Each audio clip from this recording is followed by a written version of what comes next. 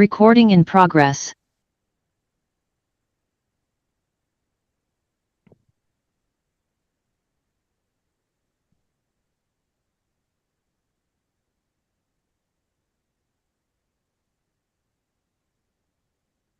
Noswaith da, Cynghorydd Mike Priestley ydw i, a fi ydy cadeirydd a pwrthgo trosolwg a chraffu economi a lle. Good evening, my name is Councillor Mike Priestley and I'm the Chair of Economy and Place Overview and Scrutiny Committee. Can I welcome everyone to this evening's multi-location meeting? The meeting will be live streamed and recorded and will be available for viewing after the meeting. Should the live streaming fail, the meeting will continue and a recording will be available through the Council's website following the conclusion of this meeting. Can I remind members that translation facilities are available and for those attending on Zoom to choose your language of choice. For those wishing to speak in the chamber, please raise your hand. For those on Zoom, please use the raise hand function. We will alternate between speakers in the chamber and on Zoom. For those attending remotely, please note that those in the chamber will be unable to use the chat facility. Committee members who are attending remotely are required to leave their camera on throughout the debate and when voting in order to maintain the integrity of the decision-making process. If you do need to leave the meeting temporarily, please pop a message in the chat function so Democratic Services Officer is aware and then let them know when you return. I expect everyone present and participating in this meeting to conduct themselves appropriately and to be respectful to each other. That applies to members, officers, and anyone in the public gallery. So if I now go on to the agenda, can I take apologies for absence? Yes, Chair. Apologies from Councillors Keith Eales, Gail Jones, Carol Beard, Alan Hunter, Charlie McCubry and Jeff Stewart.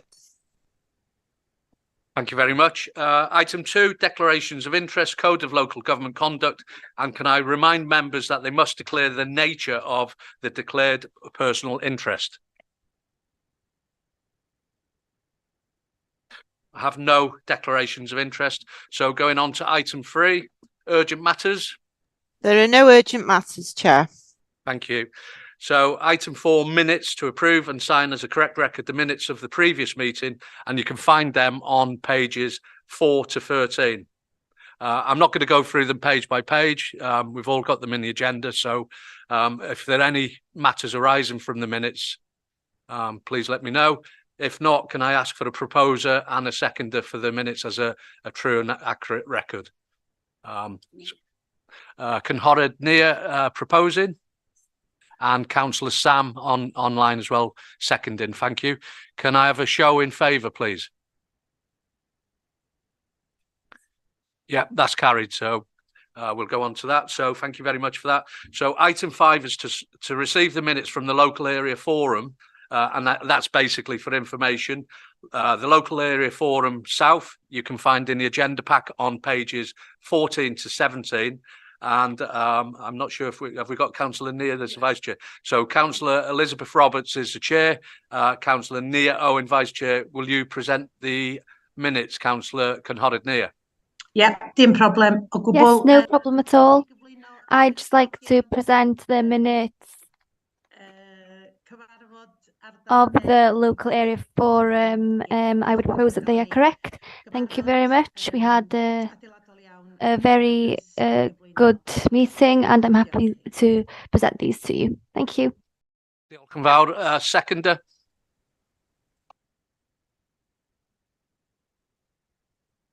Seconder for them minutes, please. Councillor Sam, thank you. Councillor Sam online. All in favour? Yep. No one against. Okay. 2 on item 5 is the local area forum north. You can find them on pages 18 to 20. I've got Councillor Harry Saville as the chair, Councillor Carol Beard as vice chair. I'm looking to Councillor Harry Saville, who will present those minutes.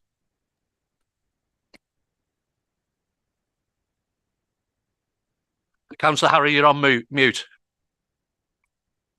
Am I? Thank you for spotting that.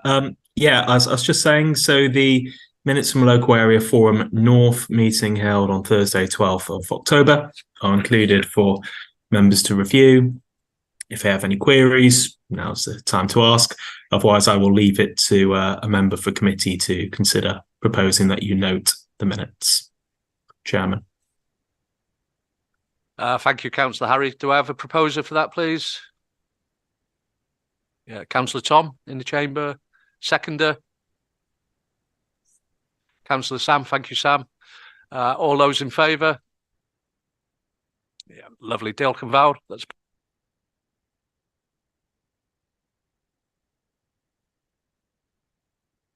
panel. And that's here for information. You can find that on pages 21 to 26. For information, I've got Councillor Alan Hunt and Councillor Luz Emery, who are our representatives on that panel. And I think I can see Louise online. Councillor Louise? Yes, and I'm coming to Cabinet next week. I won't forget this time, to come and to discuss the role on the panel for as county councillors. And excuse me, as you know, I've had a bit of a bad cold. So the meeting, we sort of interrogate the Police and Crime Commissioner very gently, and you'll see there's also an update on the budget, similar to what we do at county, where we look at in-year spend, and there was also a roads policing update where they're doing exactly the same thing. They've just changed the name of the roads policing unit. For I couldn't really work out why, but there we go. So the minutes are in front of you. If you've got any questions relating to the finance, I am the member champion for finance. That's my specialist subject. As I say, and I'll be at Cabinet next week to talk about our role. Thank you. Councillor Sam? Thank you, Chair. I'm happy to propose that we note those minutes, but before you go much further, item number 4, I've got 2 sets of minutes in my pack. Can I just clarify that we've adopted the minutes of the 25th of October meeting? Because I think we've probably done the 17th of October previously. I'll just check on that, Councillor Sam. Thank you for pointing that out. Dawn will just check on that.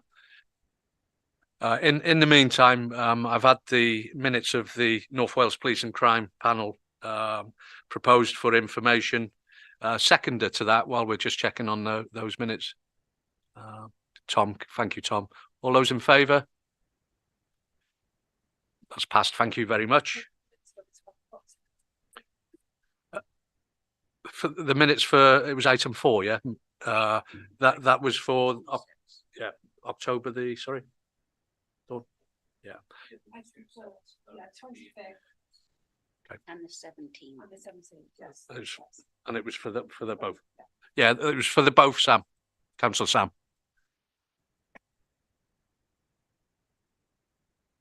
So if I hand over now to Dawn, just to review the work programmes.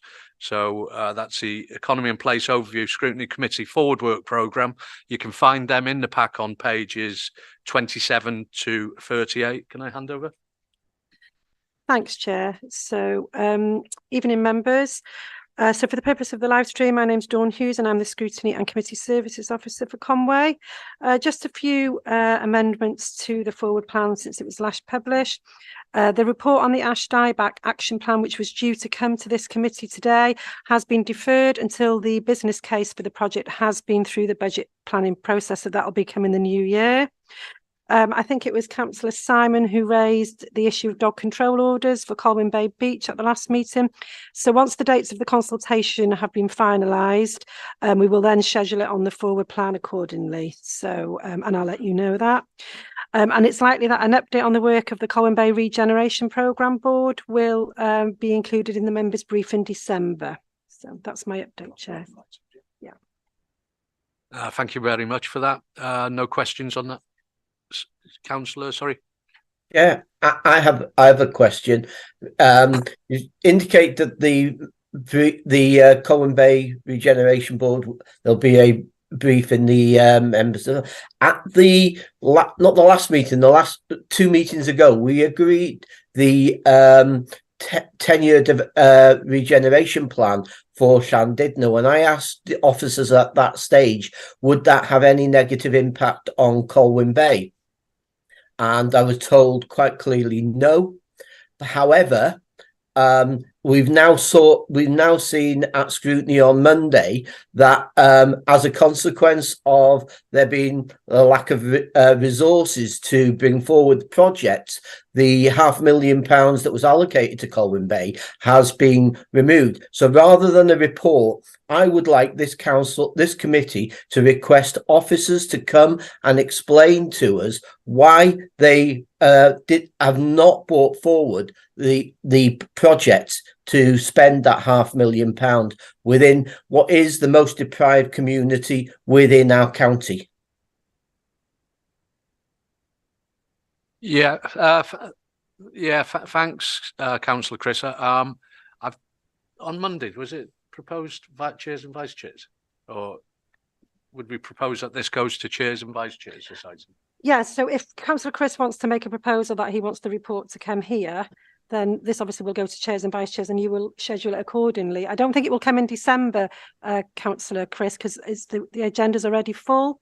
That's fine. We'd have to look at prioritising items, but obviously that'll be a matter for the chair and vice chair. Yeah, Councillor Chris, if you could just give us a quick email, and then I'll action that. But obviously, I'm mindful of what the recommendations went through, which is going through to cabinet. But by all means, if you just send us a quick email, and then I'd rather it was a resolution of this committee, Chair. Yeah, okay, we can take that. So can you just so we can capture that? Yeah. Can you? I would like rather than a report in the members' brief, I would like officers to come and present their report, and so that we can scrutinise them. So that's a recommendation to this committee from Councillor Chris Hughes. Yeah. Do I have a seconder for that? Online, I've got. Again, online, I've got. Thank you, Councillor Sam. All in favour of that? Okay, we take that, Chris. We'll put that in the minutes, and that'll be actioned. Thank you. Okay, I've got next to speak Councillor Harry. Yes, thank you, Chairman, and look, thank you for letting me speak. I'm conscious I'm not a member of this committee. There was one small item of business I wanted to follow up. I thought this would be the best place on the agenda. You'll recall at your meeting in September, you received a petition regarding wind-blown sand and clearance of it around the West Shore area in Llandudno. I seem to recall that the ERF cabinet members said that they would take away the feedback from the petition, discuss with officers, and try and work out the best way forward and keep the committee and local members updated on the progress of those discussions. As a local member, I haven't heard anything yet. So I just wondered whether or not we could have some sort of update. Have I missed something, or is that in the pipeline? Are we going to hear something? I'd just be grateful for some advice. I'll take that back, Harry, and let you know. Yeah, many thanks. I thought it was important to raise. I think Chris touched on some of the things that came out on Monday, and I was conscious that we were told that it's naive to expect the cabinet to stick to their word. So I wanted to put it on public record that we're asking for that update. Right. Many thanks, Dawn. Thank you, Chairman. Okay, thank you for that. So, item 8, questions to. Oh yeah, sorry. So the forward work programme. Could I have a proposer for that forward work programme, please? I've got Councillor Simon and seconded Councillor Chris Hughes. All in favour? That's passed. Thank you very much, everyone. So item number 8 is questions to cabinet members. There are no questions, Chair. Okay, thank you very much. Item number 9 then is the first on this is the biannual overview of county-wide coastal and fluvial flood risk reduction schemes, and this the November 2023 update. You can find this in the pack on pages 67 to 114. And could I please invite the cabinet member to introduce this report, and that's Councillor Gronwy Edwards. Thank you, Chair. Yes, you find it on page 67, as you said. At the Economy and Place Overview and Scrutiny Committee meeting on the 8th of March 2021, it resolved that the Head of Environment, Roads and Facilities be requested to provide a biannual overview to the Economy and Place Overview and Scrutiny Committee on county-wide coastal mitigation schemes and capital works being implemented.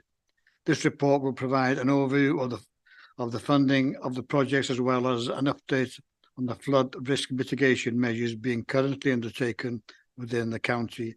Additional to this report will highlight current consultation and strategic work being carried out by officers on behalf of the council, including its N31 project funding under Section 16 of the Flood and Water Management Act 2010. Welsh ministers may provide grants on expenditure in connection with flood or coastal erosion risk management. The Welsh Government, through its flood and coastal erosion risk management division, currently contribute 100% funding to the cost of any projects up to and including the detailed design stage. At the construction stage, the Welsh Government contributes at least 85% of the capital cost of a qualifying project, and will the remaining 15% contribution made up by the Conway Council. The 15% is typically delivered through the business case approval programme, whereby officers from the Flood Risk and Infrastructure Department submit capital business cases to approve for democracy, typically once a year in October. And as you know, these business cases have been submitted in the capital business case round. Welsh Government funding through the FCERM prioritised flood risk reduction to property and business. Schemes seeking funding for flood risk reduction to infrastructure assets may seek funding through the transportation section of the Welsh Government. It should be noted that due to the current challenging economic environment, funding for FCERM projects cannot be guaranteed by the Welsh Government. There are some projects which benefit from funding by Dŵr Cymru as Wales Water, where a project can remove surface water flows from entering the foul water system. Typically, I think of this, it was the recent flooding as a result of Storm Babette in Llandudno. As you know, there is a problem with that particular area in Llandudno where it lies almost below sea level, and I think that we will be working closely with Dŵr Cymru to see what alleviation may possibly be undertaken as part of that type of funding. There are a number of projects ongoing at the moment being reviewed in Conway: Church Street, Dolwydd Ellen, Llansannan Flood Alleviation Scheme, the Graegryd Road, Penamawr Scheme, Bryn Helig, Penamawr, Schoolbank Road, Llanrwst, and Coastal Risk Management projects under CRUMP. Conway Council has 5 schemes within the CRUMP which seeks to improve the existing coastal defences in line with predicted sea level rise and climate change forecast. These coastal defences improvement schemes are situated at the following locations: Llanfechan, Llandudno, North and West Shore, Penrhyn Bay, Colwyn Bay, Phase 2, and Llanillas to Kinmel Bay. There are also small schemes in the pipeline under the SSS. Local authorities can apply for capital funding to repair, maintain and improve existing flood defences infrastructure, such as trash screens, culverts and drainage systems. The installation of telemetry is also covered within this scheme, and there's schemes such as the Station Road to Galway and the Morla Drive Conway. I'm sure Owen will elaborate, and I don't know if there are any further questions, but Owen is here to elaborate on that report. Okay, yeah. Thank you for that introduction, Gronwy. Before I go to Owen, I just want to I'll let Owen introduce the report. But so before I open the debate, I just want to put a question to the committee regarding these reports and the significant work that goes into them and timescales, etc. But if you go through the report for us, Owen, and then I'll just put a question to the committee before opening the debate.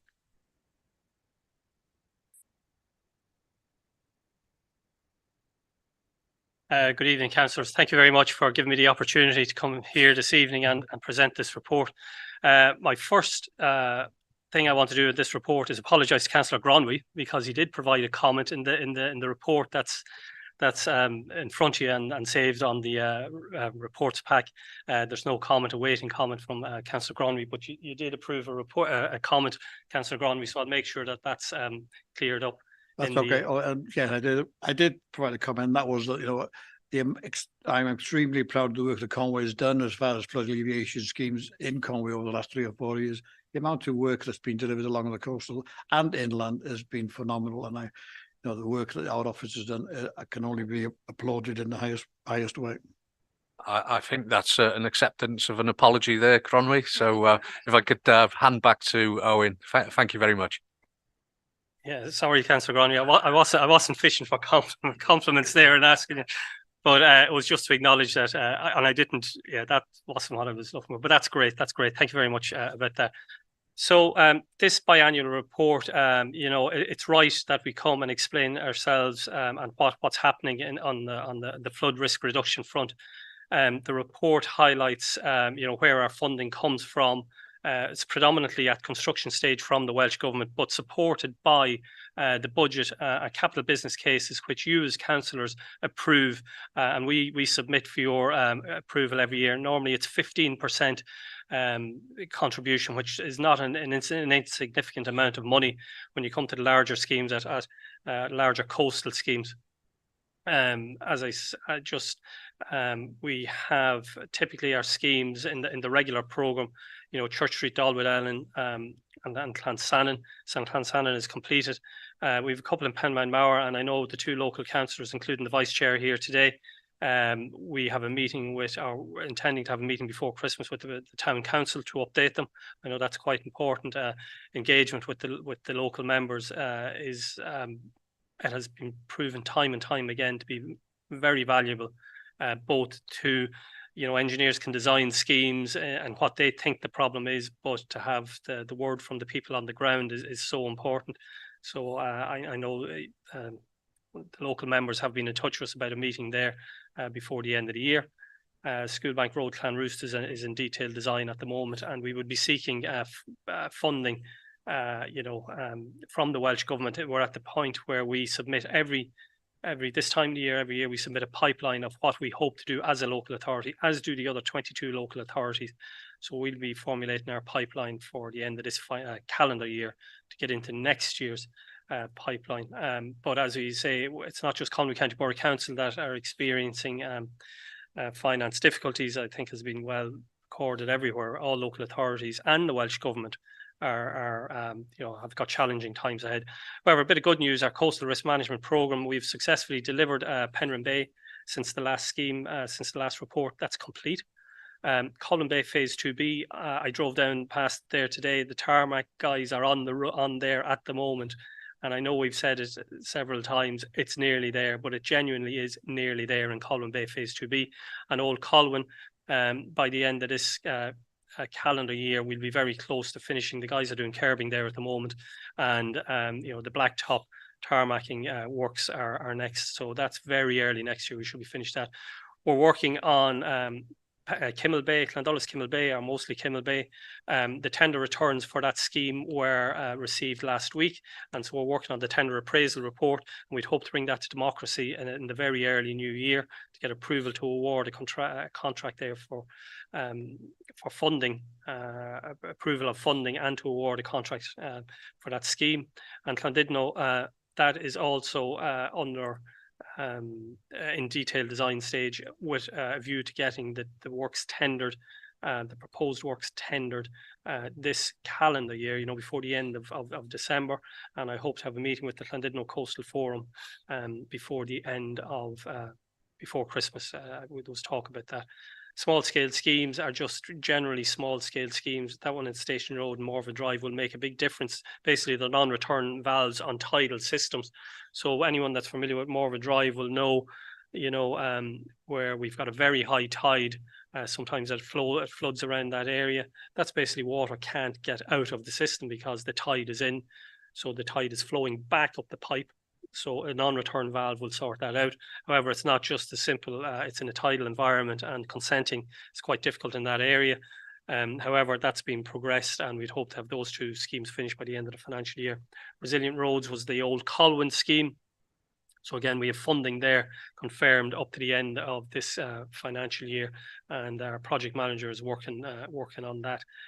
You know, as I said, the curbing and the blacktop are going down in the early new year in that area. The curbing is down at the moment. A new thing which we haven't had before on this program or movement is this natural flood management, which basically is a grant package available from the Welsh Government to try and limit the amount of it's a bit less definite in the sense that you don't see a physical concrete structure which is protecting a community. This is more to do with the softer end of things, the upper catchments, trying to limit flows. And we've been successful in securing funding for 4 areas in Compamacno, Llansannan, Llanacapacuri, and a county-wide scheme as well. In Appendix F, I think there's more details on that, as there is for all the schemes. So there is a lot of detail in Appendix F. If you're a local councillor, go to Appendix F, have a look at it. Appendix E, there's a map there that shows where we've got schemes. Quite happy to take any calls or discussions about that from any councillor at any time. However, there is one thing here now which is new to us, and this is something that we've got a statutory responsibility or duty to provide. It's a local flood risk management strategy, and we have one. It's in place from 2013, but it needs to be reviewed and updated in accordance with the new Welsh Government strategy, which was updated in 2019. So we are working on this strategy. We will be coming to democracy hopefully by the end of March with a draft strategy. By no means that, and that's basically how we as a county handle flood risk, because people, you know, flood risk is an issue for a lot of people when you have an event like Storm Babette, but we have flood risk every day of the week.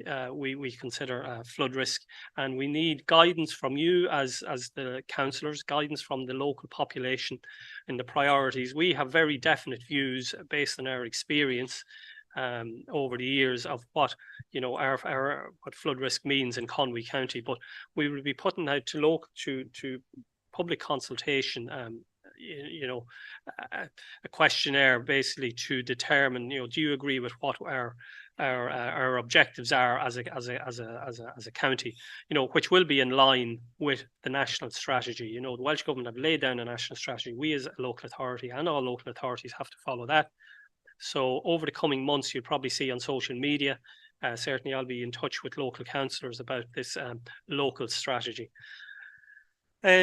Just generally 3.3 on the appendix or on the report, just to give you an idea of some of the local and national initiatives that we're involved in. You know, we're involved in Northwest Flood Risk Managers groups, the National Infrastructure Commission, we're a member of that, shoreline management groups, Liverpool Bay, West Wales shoreline management groups, various flood groups such as the Llandudno Coastal Forum, Clwyd Forum, Morfa Rudland Flood Group. You know, so we would like to think that we are actively involved in promoting, I don't mean promoting flood because that's not the name of the game, but promoting awareness about flooding. And if you go to any of the hyperlinks in the appendices at the back of the report, there is a raft of information there. And, you know, it's information that's, you know, Storm Babette. We had that was a significant event that came to us in October. You know, previously we've had events in, you know, January, February. That was in October. We had 2. We had Kieran just after it as well. We are having these events more and more. Unfortunately, we have properties flooded.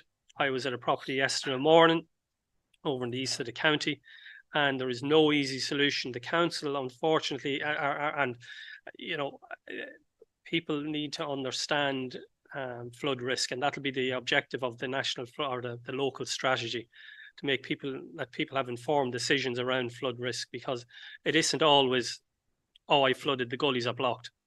That's certainly our experience and evidence. You know, it's very, very seldom that is the case. It's either, you know, there's issues with water courses, issues with existing design, existing, you know, location where we're at. We live in a beautiful part of the world, But unfortunately, we get a lot of rain. We live beside the mountains, which are great to explore, but they're hard, impermeable surfaces. We have lovely river walks, but we have rivers in flood in times of significant events. So we need to be mindful. We need to prepare. We need to adapt, and we need to be aware of what's coming down the line. So, the senior flood risk officer roles, the flood risk manager roles within our county, they're busy roles. Which require, well, I'll make my pitch here. We require funding, and we require, because we impact, we aim to reduce flood risk to our significant members of our community. We have a lot of people that are living on the coast that are at risk of coastal flood risk. However, our schemes, which you as councillors have funded, will significantly reduce flood risk to all those communities running from Kimmel Bay over to Lamberbecken. So going forward, I hope in the next 6 months, when I come back to you in 6 months' time, or when I present the report, hopefully I'll be saying to you, we have Llandudno on site. I'd hope to be saying we have Kimmel Bay on site. And I'd like to be telling you about the funding that we've received from the Welsh Government for to take forward new schemes. But quite happy to take any questions from any councillors tonight or any time about this report. Thank you. Thank you very much for all the detail and the work you and the team do.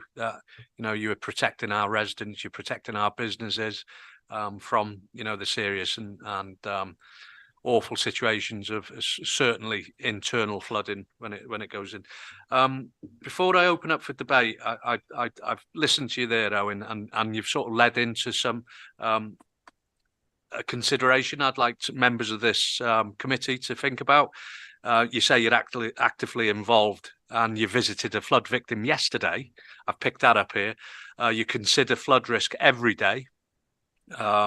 And I just want to put this to the committee, as members are kept informed of schemes in their wards, which you've assured us that you do, and due to the significant amount of resource it takes to prepare all the individual progress reports, and as our forward work programme is very congested, and it's only this item's only for information, I wonder if it's better use of time if we had this report as an annual report. And I just want members of this committee to think about that. Obviously, if there's a significant event, you can come and talk to us and give us information regarding that. But I see how busy you are, and I'm just wondering whether if we went to an annual report, it would help you. And I look at you now, Owen. I'm sure it would help you if we took that little bit extra pressure off. But it's something that I'd like this committee to think about. I'm not, listen, I'm not looking here to dodge any reporting or thing. I'm happy, it takes a fair bit of work. However, if we report to democracy, and if you want to report every 6 months, we'll do the report every 6. There is no problem there. It's whatever democracy decides, and don't think that, they're under, reporting, if you're involved in getting, grant funding from the Welsh Government, you have to report to the Welsh Government. Now, I'm not going to sit here. I know there is a lot of work in that report, but I've pulled it in from different sources. I have other people that help me out as well. There is a lot of work in it.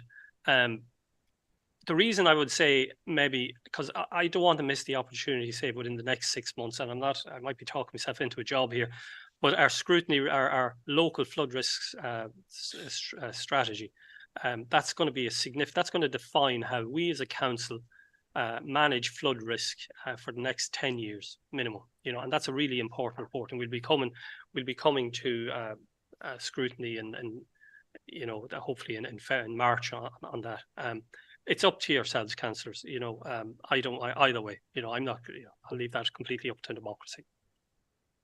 I appreciate that. I mean, a few years back, I was the cabinet member for environment, and I visited sites, flood sites, etc. And I'm sure personally, I'd rather you out inspecting and designing jobs and coming here in the chamber at 6 o'clock on a Wednesday night. I just want the committee to consider that. It's, I'm not trying to dodge anything, and you've heard the honest response from the officer here, but I'm just thinking about workload, and I'm also being a bit selfish that I'm also looking at our forward work programme. and if that could help, we perhaps get more time for scrutiny and other items. But as I said, if there's an event, we would hear about it. I'll go back to that afterwards. I'll open the debate now for questions. Councillor Simon Croft, I've got first. Yeah, good evening, everybody. I just wanted to raise a question about the Phase 2B Cayley Prom project. It's making great progress, and I'm very impressed with what's been done. But for some reason, the kiosks haven't been started.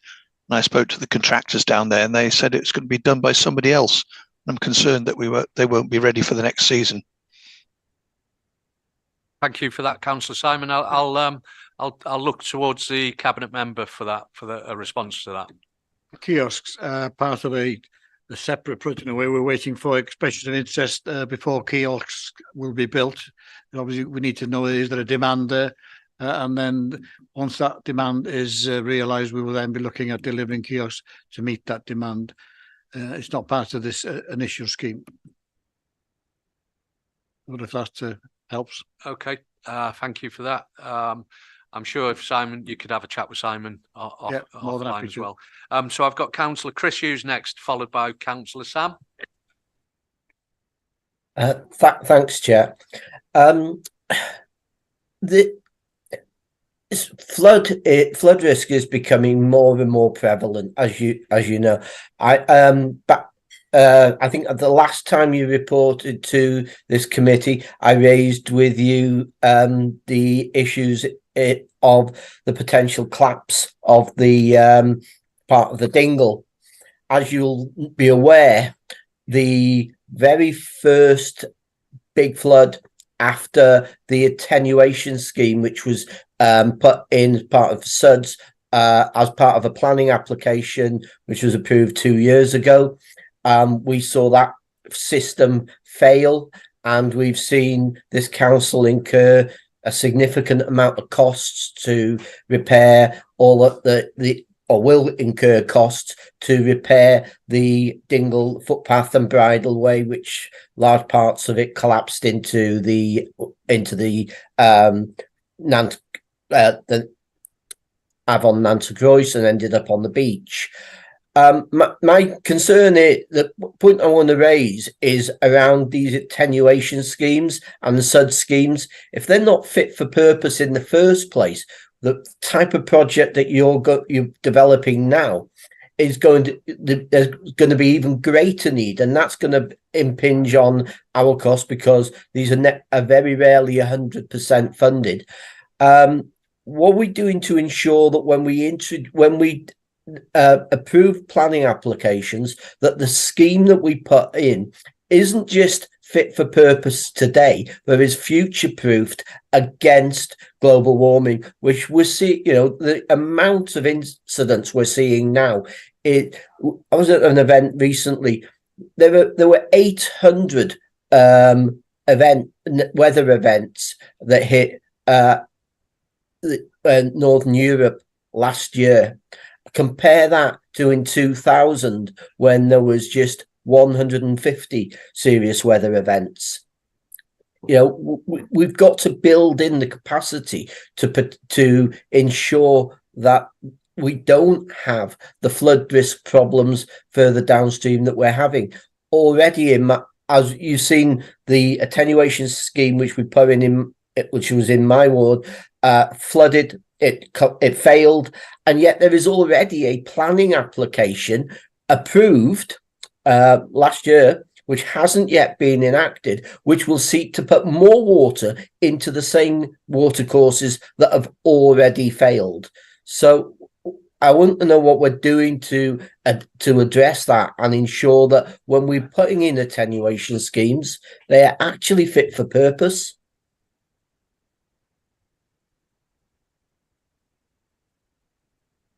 Hi, Councillor Chris. Thanks very much for both. Thanks for your help. I received a very useful email from yourself quite soon after Storm Babette, where you highlighted some very specific issues. Just in regard and say to design and future design, the Welsh Government provide design standards. Okay, so we do some internal design by our consultancy service, but the majority of our works are designed externally. by civil engineering consultants or general engineering consultants. There's a design standard.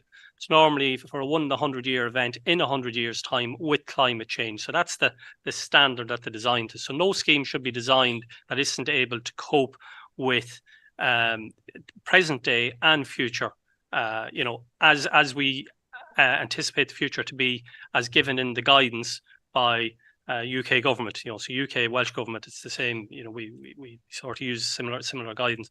So that's the design. So that's what it should be designed to. Now, the issue there regarding schemes that have been implemented, well, you know what? If you design a scheme, it's very, very rare, I would say, that an engineer designs a scheme that doesn't work. What maybe is less rare is having a scheme which may be not maintained.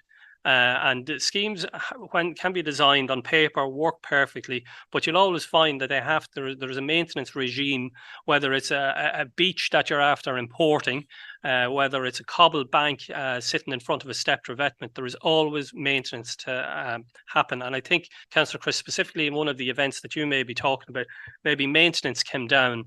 Maybe the attenuation may not have been the problem in the past. Maybe it was lack of maintenance of a scheme, which may have caused what we call out of channel flow. So we're still working on that one, Councillor Chris, and we're very aware of those concerns that you raised and your residents in the area. Regarding the dingle, the dingle, so the dingle is at the end of the day, that's from a flood risk point of view, that's a highways issue, and definitely the volume of water coming in. I think we had 57 mil of rain on that October the 27th. We have a weather station at Conwy Harbour, significant rainfall between 6 o'clock and 8:30 in the morning. The coast got it this time, Clanroost, Clanvar TH, Clansannon in the past suffered, but this time it was the coast right across the coastal fringe. So the dingle, while yes, we've had erosion, I don't equate the two. I don't equate the issues with the unmaintained SAB features upstream to the damage that was done on the dingle. But you ask, well, what are we doing in relation to flood risk from rainfall? Well, there is a system in place now called a sustainable drainage body. So each local authority, if you're a developer and you're making a planning application, you also have to make what they call a sustainable drainage application. So if you want to build 10 houses, you have to tell me, you have a statutory duty to come to me as a representative of the local authority and make a SAB application. And that has to highlight how you're going to handle surface water drainage. Now, the development that you may have talked about in the past, Councillor Chris, may not have been, this is new legislation which only came in the last couple of years. So other developments that may not have benefited from this SAB standards. So those standards are not just to do with limiting the amount of water that comes off a new development. And when I talk about new development, I'm talking about the water off the roof, the water off the hard surfaces, whereas before you had a field water soaked into a field, now you have a roof, you have tarmac driveways. So a developer has to consider that, make an application to us as a SAB, as the SAB body, and satisfy us. And that is what's happening on new developments, Councillor Chris. On older developments prior to 2019, I think it might have been 2019, 2020, that would not have been the case. So there is a process in place, Councillor Chris, and all developers, it's as important as planning applications. And the penalties if you don't comply with SAB, I believe, are quite stringent, maybe even more so than planning. So going forward, we shouldn't find ourselves in but this is all to do with maintenance as well, Councillor Chris. A developer has to, and in previous iterations, developers have to maintain, or the owner has to maintain the asset. So, so we certainly don't want to be. Can I come back, Chair?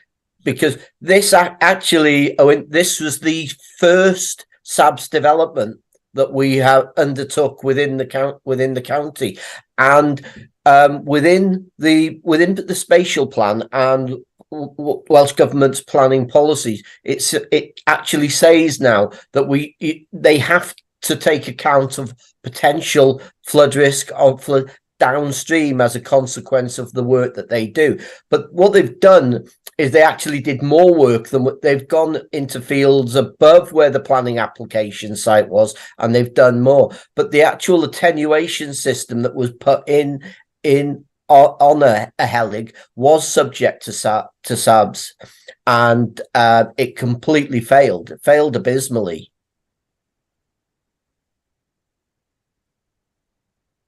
Specific sites now, I wouldn't comment on, Councillor Chris, and I'm not too sure now that is the guy. While I'm talking about the SUDS features, as in like the way that you manage the water, but the legislation I think may have come in after that, after certain developments, and I won't, because if there's issues there that need to be looked at from a council point of view, they need to be looked at. But I can certainly, well, it's not that I am, we are looking at that those areas of concern, Councillor Chris. Could I just come in, Councillor Chris? Can perhaps yourself and Owen just get it clarified on dates and what have you, if you could take that? We've got all the I mean, myself and some of the residents have got all the papers and all the documentation. The guy that leading this is a former chief inspector of police here in North Wales, and I'll tell you, everything is there, chapter and verse. Okay, well, you got the offer there that you can meet up with Owen and investigate that further. We'd certainly appreciate that, because I know there's a lot more have gone into it. But whilst I was referring to this specific project, Chair, it's not just about what's going on in my ward. It's about ensuring that we limit the impact on our authority in the future by ensuring that the schemes are future-proof, and maybe we have to revisit Welsh Government guidelines as to what those schemes should be, because this just failed completely on the very first attempt. Okay, what we'll do, Chris, obviously you've had the offer there. You can meet up with Owen, and then perhaps once it's investigated, we can look at that. So I'm conscious we are running on, and I've got Councillor Sam and then Councillor Tom. Councillor Sam online. Yes, thank you, Chair. Three things. The point that you made about how often this is reported to this committee. Thank you, Owen, for your report. I think the point's already been made that flooding is becoming an increasing problem.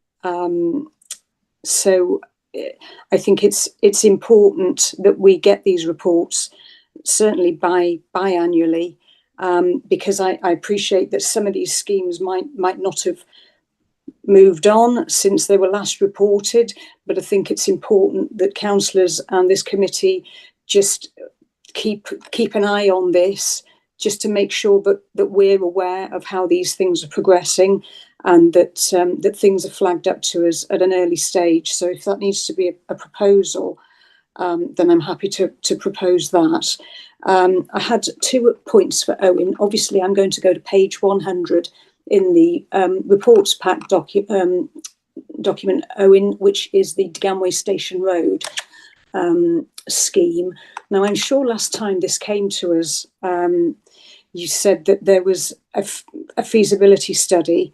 So I'm guessing, because we're now talking about valves, that the feasibility has been done. But I was concerned, is £40,000 the cost of the entire project, the feasibility study and the report, or is there going to be further funding needed? And the other thing, on page 101, I can see your plan there is one of the watercourses that comes off the Vardra, goes under the road and comes out the other side of the railway line. But when you come down the hill into the village from the Deganwy Castle, I'm wondering how many other watercourses are gathering at that point on Station Road, and are going to be released at that point. And is this work going to cope with the amount of water that's going to be coming through that system? Thank you. Hi, Councillor Sam. Thanks very much for your comments there. Just be very specific now what we're going to do here with this, okay? And we'll address, we're addressing the what we've found. We would work with Cymru Welsh Water. We're not doing this in isolation. We've sought, this is a small scale scheme pot of money. So small scale says what it does, what it says in the tin. It's small scale interventions. We identified a problem last year and we got funding for it this year. And the problem, that we had responsibility for within our statutory remit, was identified as being the water coming back up the pipe into and flooding from that, preventing flows from leaving, flows getting locked into, with the tidal, the tidal influence. So it's a non-return valve. That's what we're putting in Station Road. And you may say, my God, £40,000, that's a lot of money for a valve. But it's not just that, it's the consenting. It's the one of these valves. It's not, you won't get one in Screwfix if you know what I'm talking about. Like, there's a significant piece of work you need to work in a tidal environment. You have to get specialist equipment to basically work in the tidal environment. Hopefully we'll be able to use, we've been working with our harbour master and we may be able to avail of his facilities to install it. I'm quite happy, Councillor Sam, maybe to go through with that in detail, the specific problems in that area. One of my colleagues, Simon, has been, this is his project, and I'm quite happy to take it away from this meeting to explain to you exactly what we're doing there in the area and what flood risk it will reduce, but and there may be residual issues there, Councillor Sam. But but I'm very happy to get a meeting between yourself and Simon to explain that to you and any of the other local members. That would be lovely, Owen. Shall I email you to try and get that sorted out? Lovely. Thank you very much. Yeah, thank you for that. And thank you for that, Owen. Perhaps you could have a look at Black Friday. You may get some special offers on non-return valves. Just member protocol, I'd suggest that the other representative from Deganwy also be involved. Councillor Julie Fallon, yeah. So I've got, thank you, Councillor Tom and Councillor Chris Cater. Yeah, thanks, Chair. I have 2 points. If I'd ask the first and let Owen respond, because my second point ties into what I think he's going to say back to me. But before I get into that, this is the first time I've been in a room with Owen since the flooding, and I wanted to put on record my thanks to him as well, because I was emailing him and calling him until I think it was about 11:30 was our last call the night of the floods to talk about coastal flooding and how it was going to affect the flooding that was going on in. Yeah, Tom, can I just say thank you for that? That's and he's still prepared to come here every 6 months. So and Councillor Sam online, it was just something that I just wanted to ponder. It wasn't a recommendation. I'm getting a feeling that you'd like to see him every 6 months. Tom, over to you. Thanks. So I'm going to be talking specifically about the Llandudno one, but my point is more general. Can we get assurances that when the full designs are done and when you're ready to move forward, though, and before you do that public information day, that local members are updated as well? Because I just cast my mind back to everything that happened with the paddling pools, not wanting to relive that, but there were times where members were getting information from the press instead of from the council before it went public. And I'm sure that when you get closer to rolling out these plans and starting to put shovels in the ground, a lot of residents are going to be getting in touch with myself and other local members. So it would be really good if we could maybe perhaps come to the local area forum, or I'm not sure what you think is best, but just so local members have that information. Is that okay, Owen? Absolutely, Councillor Tom. This is regarding the Llandudno Coastal Defence Improvement Scheme. Yeah, that's the scheme. Yeah, absolutely. I'd working with yourself, Councillor Harry, Councillor Louise. I know we'll be. I've seen email correspondence there about meetings with the Llandudno Coastal Forum, but I'm quite happy to go to. I know we've sort of in the office ourselves. I think Friends of West Shore. I think I've seen email correspondence about going meeting those that representative group for that particular area. Owen, could if I could interject, I think just a communication plan. Yes, Tom. okay. Tom would be happy with that, and yeah, I get that. That's fine. You want us to come back? Yeah, just really quickly, because I know that this meeting is being live streamed and recorded, so it'd be remiss of me not to ask now. Can I just get assurances that even with the scheme going ahead, the scheme does not negate or prevent the possibility of sand being put on North Shore in the future? Owen, I know you know my view and the view of the Llandudno Coastal Forum and many residents of Llandudno is that the preferred option is for sand. So I just wanted assurances that this project won't prevent or negate that from possibly happening in the future. Thanks, Chair. Yeah, thanks, Councillor Tom. Yeah, I can 100%. Well, when I say 100%, because what's 100%? No, I can. It certainly will not, Councillor Tom. There is nothing in the design of the proposed design of the coastal defence improvement works that we're proposing will negate the possibility of putting a sand beach back in parts of Llandudno. One of the things that we will be doing is explain, like, you know, it's very important to explain to the local community, and it's not just you, Councillor Tom, or some local residents. Democracy has said they want to have a sand beach, because I've brought reports here where the resolution from Democracy is that, you know, we as Conwy County Borough Council want to pursue the sand option. So, you know, I think the democratic body has said that. But no, there is nothing, Councillor Tom, in what we will be proposing will impact negatively on putting at some stage in the future, if funding is available, a sand beach at parts of North Shore. No, that's... Okay. No problem. Thank you for that, Owen. Thank you. Councillor Chris Cater.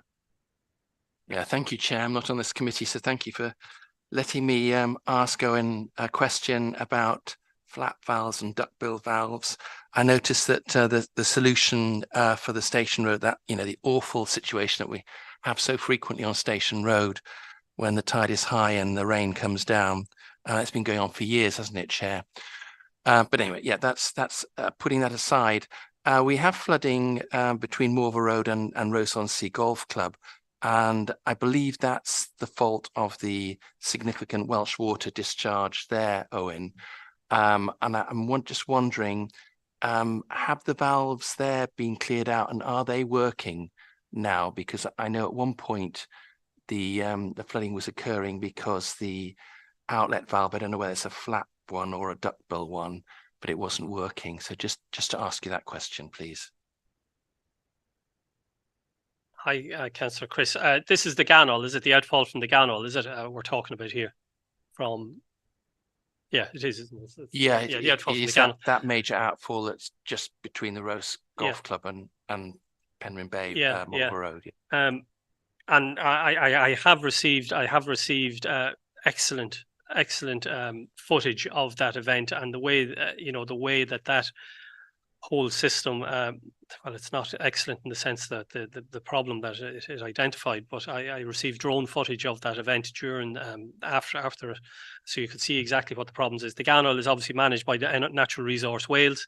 I know they were going back in there after Storm Babette.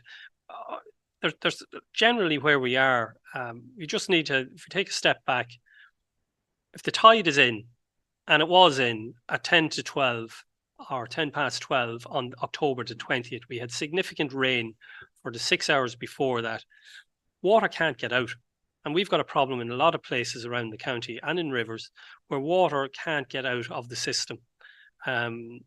Preliminary investigations may identify something like that may have occurred in Llandudno, where water during Storm Babette, where water just can't get out of the system. It's full. You can't, if the outlet is underwater and there's more water coming into it, water just backs up, fills up the system, and until the water level, the tide drops and the water level can force itself out through that valve, that's the problem that we have. So to get the water out of the system, well, you either have to pump it out, but the volume of water that that we have to try and pump out a whole catchment it's quite challenging. That particular area, Councillor Chris, I know Welsh or Natural Resource Wales because I was at a meeting with them about something else after Storm Babette, and they had talked about that. I can come back to you, Councillor Chris, on that, same way as I'll go back to Councillor Sam in relation to Station Road. I can come back to you and confirm what actions have been taken there. But it is, the outfall is Natural Resource Wales. It's their responsibility, and they do have a maintenance team. They're not shoddy or shabby in doing the work. They have a programme in place, so I'd be surprised if they haven't addressed it, Councillor Chris. Yeah, thank you very much. And just while you're here and I'm here, just thank you again for that wonderful scheme, that coastal defence scheme in Penryn Bay. Just couldn't. Okay. Unity to yeah, thank you for that. It's at times like this I miss the Conway Drainage Group, which we used to sit sort of every couple of months and discuss ward issues. As you say, Owen, you know, it's ward members, those that are on the street that give out the information.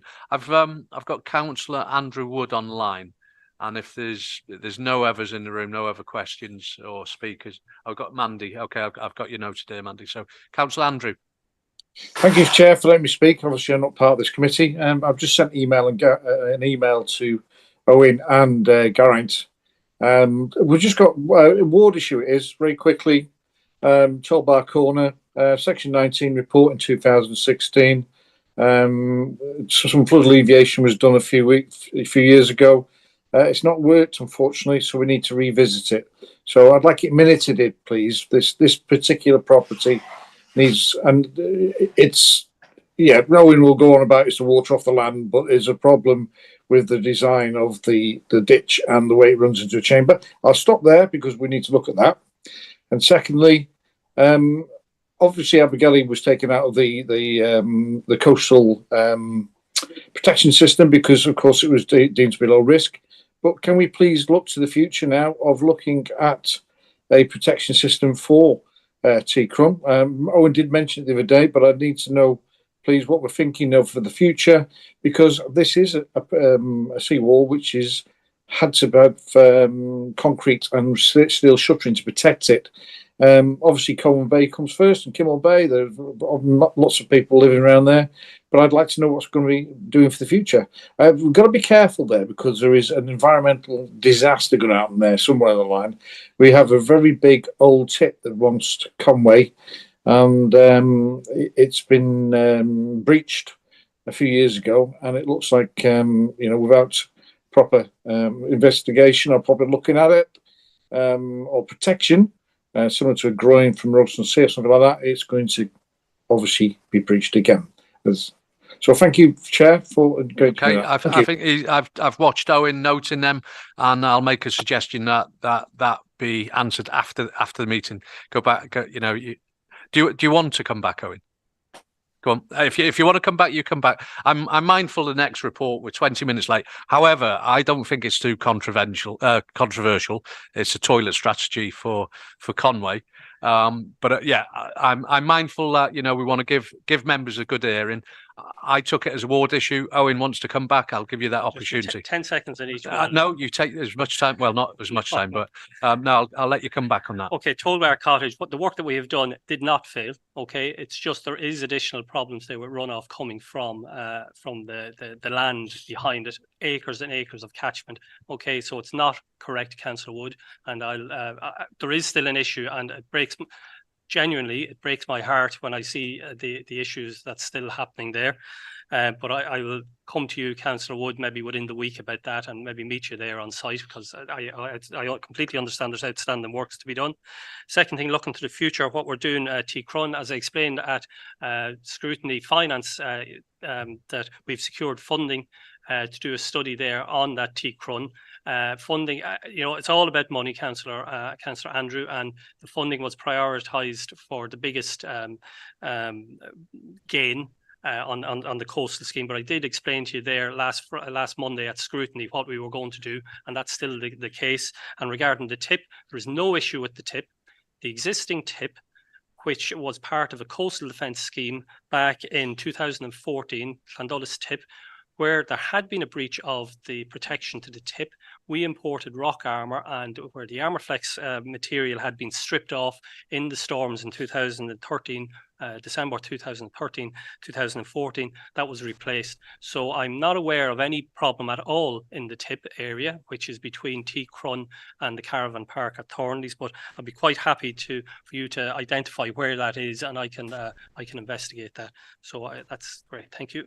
Yeah, thank you, Chair. Thank you, Owen. Yeah, we'll Yeah, go no, this thank you very meeting. much. Thank That you. was useful. Thank you, Owen. Online, I think the last speakers, Councillor Mandy.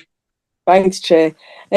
Owen, just a quick one, really, just to say, whenever you are doing the consultation, the talks regarding the Llandudno coastal forum, I am a member of the ward there in Llandudno, the Gogarth Moston ward. Will you please ensure you let me know as well? And also, I have sent a couple of emails regarding some blocked drains and gullies, which is not being dealt with. So next time you're in Llandudno, I'd like to really just meet up with you, just to go through those areas, because I know recently when we did have those floods in Llandudno, there was another area as well, and it's only the water board were there that they managed to pump the water out, and they'd actually said to residents that the house would have been flooded, if they hadn't done. So I need to just point, those areas out to you as well, so you know exactly where they are. Thanks very much, Councillor Mandy. I really have to apologise for not including you on the when I mentioned the other local members. I'm sorry about that. Regarding the gullies, I take your comments on board. Just one thing I'll say this, and I'll finish up with this now in this report. It's very easy to identify, the gullies blocked, properties have flooded. No properties that I am aware of in the last event flooded because of blocked gullies. It's inconvenient. There was water. There certainly were areas where there was water close. But if you go to Llandudno, I was there on site at 8 o'clock on the Saturday morning, 21st. Every one of the gullies were clear, all around the whole area. So gullies are generally not the issue. We have 32,000 gullies in the county. We have limited resources. We put in business cases. Sometimes they're successful, sometimes they're not successful for additional resource. But Councillor Mandy, I'm very happy to come to Llandudno and meet up with you, and I'm very happy. So there's 3 councillors now I have meeting, 4 now with Councillor Wood, so bad day for me now having all these meetings. Thank you very much. I am sorry, but yeah, thank you very much. I have got the video as well to show you that what the residents gave me, so yeah, I'll forward that on to you. Thank you. Councillor Mandy, that she copies me into that email about these gullies that they say they're blocked, so I can. I will do. Gronwyn. Thank you. Okay. I'm gonna finish this off, and I'm not one for stifling. I'm not one. Everybody, I hope, has had a fair chance to have their say. I certainly take on board. At the start I said about consideration, but I think given the feeling and certainly the passion from the officers and the teams that are behind them, in this instance, I'm happy that I'm not going to consider it. That we carry on with the biannual for now, because there's a lot of work to be done. So if we look at the recommendation on page 67 of this report, you'll see that the recommendation that Economy and Place Overview and Scrutiny Committee note this report and the associated dependencies. So I am looking for a proposer for this. I've got Councillor Tom, seconder, Councillor Chris, and all those in favour?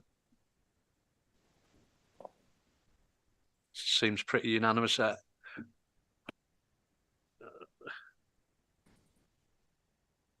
Yeah. So that's carried. I think, it'd be remiss of me now, Owen, there was me trying to lighten your workload, and you've gone away today with a whole bag of councillors to go. But I think I'm sure I speak on behalf of this committee, the council as a whole, to thank you. And obviously, if you could convey that gratitude to your team. I can see, you've got the head of service alongside you there, but, the work you do, I started off by you're protecting our communities, you're protecting residents, you're protecting business is, and I don't pull away from that. So, please go away from here with a very, very busy agenda for the next couple of weeks, but, with our sincere gratitude for what you do. So thank you very much. And if you want to go off, because I don't think you're part of the next the next agenda item, you're more than happy to stay if you want to talk toilets, or you can go.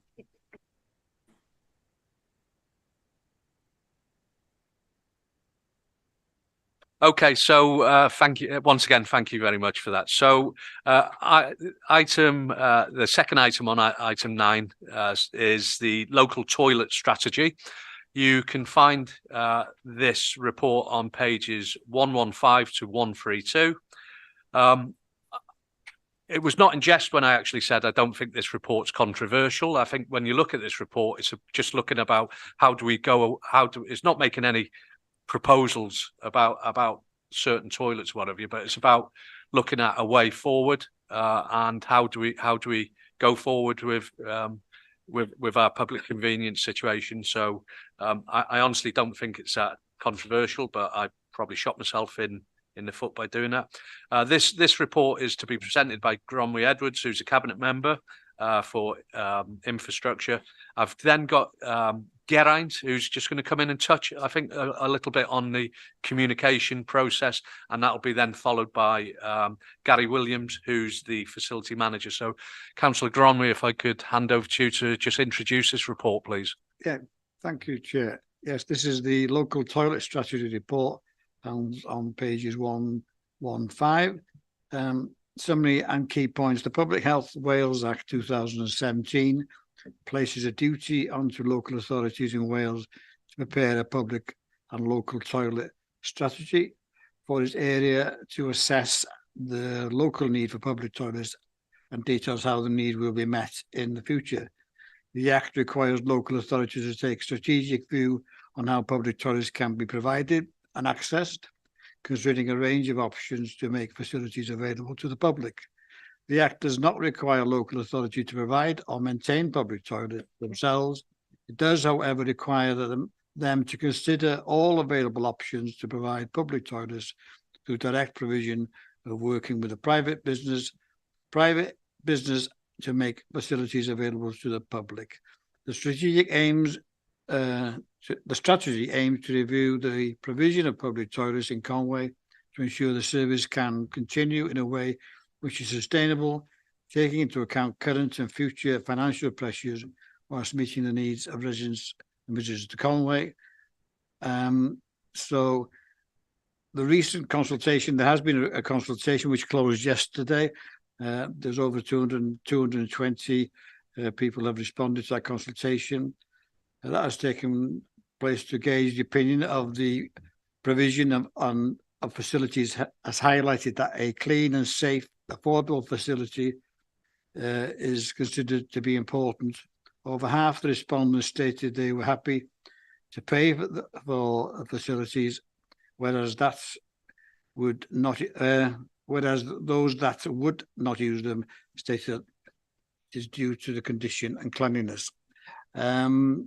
Managing these expectations within the available budget has become increasingly challenging as we've been able to find significant savings over the last couple of years in the ERF portfolio, and keeping the facilities safe and clean condition will require alternative solutions to maintain a robust service with the available budget. Now, we have over 48 toilets currently in Conway, 50 altogether, but 4 of them are managed by community groups, and the remaining toilets are managed by ourselves. There are also at the moment 8 toilets which are not open due to either vandalism or due to breakages, and those are undergoing review. I'll just turn to the consultation, if you just bear me for a second while I get it up on my screen. Where are we? So, as I said, the consultation closed yesterday. We extended the consultation to ensure that everybody had an opportunity to respond, including town and community councils. We have had, as I say, 221 have responded. 79 of the respondents agreed that the strategy is clear, understandable and appropriate. 76 of the respondents agreed that plans to meet future needs data detailed in the strategy are clear and easy to understand. So with those words, I'm happy to hand over to Geraint. But as I say, we're looking to the future and looking at the options to deliver toilets and to maintain toilets, because as has been said by many of the people that responded to the strategy, we are a tourism area and toilets are deemed to be desirable. So it's how we go about achieving that. Personally, if we had the option, I would like to see, if they ever come in with a tourism tax, that would certainly go a long way to provide the toilets that many of our tourism visitors expect. But currently we don't have that additional funding, and as you know, we're looking at probably a significant saving to our budget again this year. Thank you, Councillor Gromley, for that. Can I ask Geraint Edwards, the head of ERF, just to give us a quick update? I know Gromley's touched upon the consultation, but if you could give us a quick update that before handing over to Gary, please.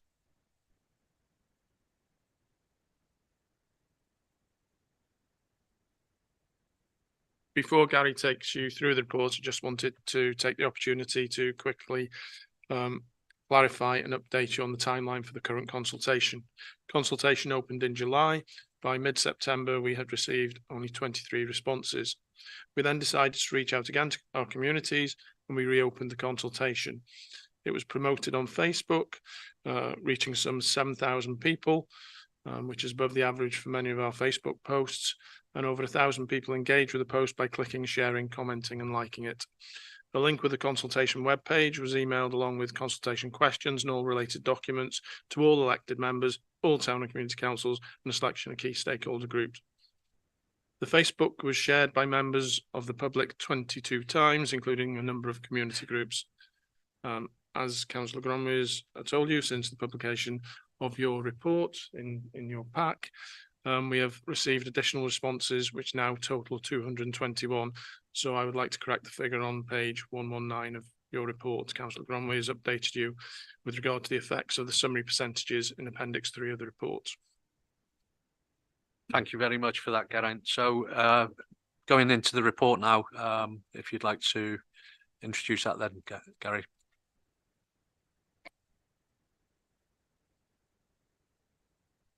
Apologies. Good afternoon, everyone. Thank you very much.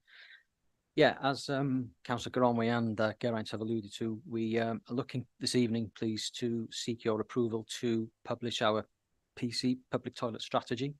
The background to it has been provided already and is something that we are keen to pursue as quickly as we possibly can in order that we can sort of move ahead with the works thereafter.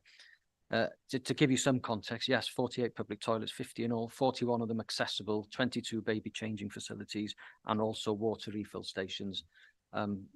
Contrary to what you may read in some of the Facebook posts, you know, that is a pretty good service delivery. It is a service that we try to maintain for longer hours during the summer and close a little bit early during the winter. All of that is necessitated due to vandalism, etc., and those sort of unforeseeable things that rob our budget of making the service delivery as better than it could be. In terms of the buildings themselves, they're fairly old. The assets are old. We accept that that is the case. That is another feature that comes out of this consultation, that visitors alike will comment that they're in need, they need smartening up, etc. Residents will also see that too. The highest number of complaints we assume were going to be due to the charges being raised to try and draw in some income to address some of those issues. It's a mixed bag on that one. Some people are happy to do so, other people less so. Some maintain that they should be free. We have to maintain a building and assets like any building like the one we're in this evening to a standard that makes it safe. Otherwise we face litigation, which adds more pressure to Conway's finances. So the consultation itself was very well received, I'm pleased to say. There were some errors on our part in the beginning in terms of the dates. I think we corrected that, and it shows that the respondents have responded really quickly, and there's been a good cross-section. Not all of them negative, I'm pleased to say. I have scanned through them this afternoon, and there's some really positive comments there too. So for us, it's about looking for options now, and hopefully with your support, we can explore those further. Some of these options are going to be around transferring the public toilets to local groups. This will ensure that we can keep them open, where otherwise, sadly, and the sad question is that they may have to be closed. This is going to be a difficult process. We understand that all groups are struggling financially. Without assistance and some of the guidance, maybe, and the expertise that we can bring, I'm sure that can be realised with less pain. Community councils being one of those groups, we've already been in dialogue with a few. Some are showing a lot of interest, others less so. That's to be expected. With those that see it as a liability, I hope that we can dissuade them otherwise, and persuade them that we can assist with the transfer responsibilities that comes with it. It's been successful, as I say, in a few parishes, and I'm more than happy to discuss that further too. Another option we've considered would be to make greater use of our public buildings, ones that are open already. It seems to make sense because they're open anyway. There would be a greater opportunity to, I suppose, service them quickly, avoid things like vandalism and even abuse, and some of the other things that we have to deal with, which probably shouldn't go into this evening. These could be opened in key locations and certainly supplement areas where public conveniences in the traditional sense don't exist. These would be clean, they would be well maintained and provide a secure and a welcoming environment. These are the things that are coming back frequently through the consultation, so we feel there's a win situation on that one. We could still include charges to raise income in some sites, not in all, obviously, but that would be something that we could explore as part of the delivery plan following this process this evening. Other options could be to promote these to the wider public. Look at the community toilet scheme, which has been a success in some areas. Some businesses take it up and manage it really well, others less so. That there would be our sort of officers' involvement in that. It's not just a case of somebody writes in and they get the grant, for want of a better word. Our officers would go and vet these premises too, just to make sure that the facilities I mentioned earlier, the accessibility, the baby changing, are all available, those as well, so that we're not reducing the service, shall we say. And then there's always the issue of the charges, which we have done last year. It isn't pleasant to have to do that. I myself don't want to pay more for things, but being realistic, we have to acknowledge that that is how things are going. We do it with our energy and our fuel for motor cars and things. This is no different, really. The cost of providing the backup, the backroom service, if you like, to these has gone up for us. So we have to try and find that money from somewhere. So basically what I ask tonight, I think, is that the strategy be approved on the merits and the grounds of how we've presented it, so that we can then move it forward.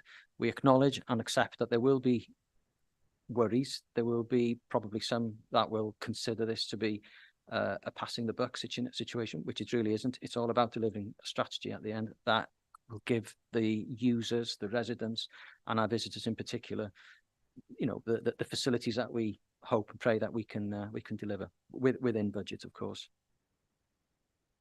So the options really, I suppose, would be for yourselves to approve, publish the strategy initially, which we would hope you will do, review and amend the strategy with some recommended changes, and then republish, and hopefully not reject.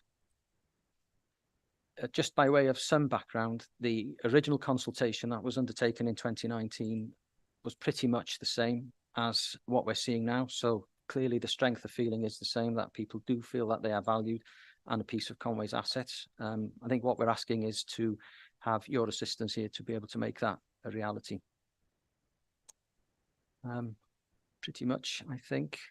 Okay, that's it this afternoon. Thank you. Yeah. Okay.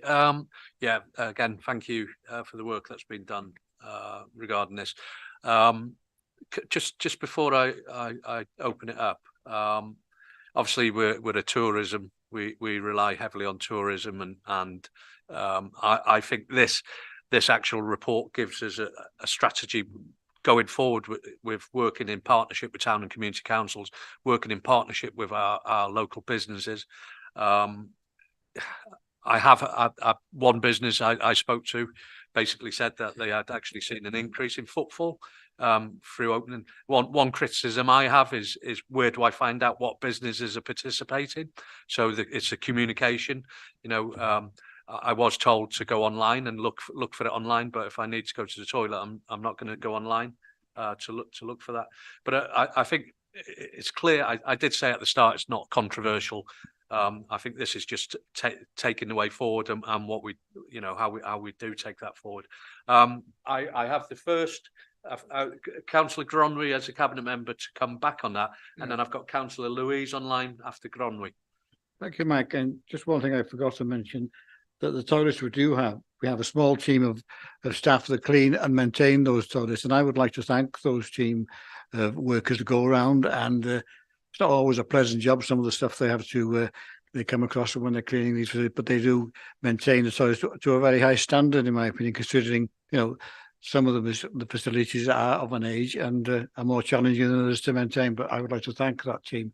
On the issue of the you mentioned the better signage, that's something we do really need to look at. The ones that are participating in the £500 scheme for opening their premises, I think we really do need to look at much better signage than that currently exists. Thank you. Yeah, thank you for that.